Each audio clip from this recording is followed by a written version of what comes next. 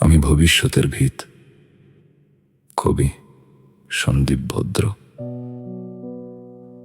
কে কবে কখন কোথায় আমাকে সংবর্ধনা দিয়েছিল মনে রাখি না।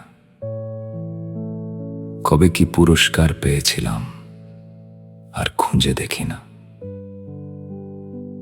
এখন পথে ঘাটে কেউ আর আমায় প্রণাম জানায় না।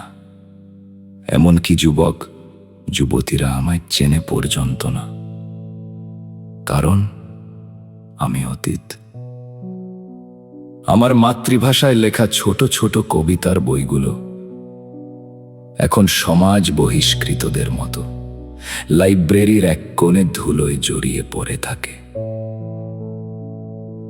এখন অপেক্ষা করতে হয় দুর্গাপুজোর, যদি দুই একটা লেখা কোনো নাম না জানা পত্রিকায় বেরোয়, হয়তো কেউ পড়বে, অথবা কেউ পৃষ্ঠা উল্টানোর সময় চেনা নাম দেখে একটু দাঁড়িয়ে যাবে।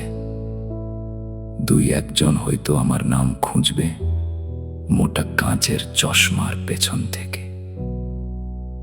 আজ আমি অজানা নতুন প্রজন্মের কাছে, অচেনা এই আধুনিক সমাজের কাছে। কারণ আমি বাংলায় লিখি, বাংলার ছবি তুলে ধরি। এখন আর মাসিক ভাড়া দিয়ে কেউ লাইব্রেরিতে যায় না। সবার হাতেই লাইব্রেরির বিভিন্ন বিভাগ, ইউটিউব, ফেসবুক, ইনস্টাগ্রাম আর না জানি কি। আমি এখনো সেই পুরনো কবি, কাগজে লিখি আর ছিঁড়ে ফেলি।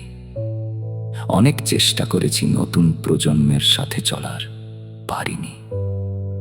কারণ মাতৃভাষাকে ভুলতে পারিনি।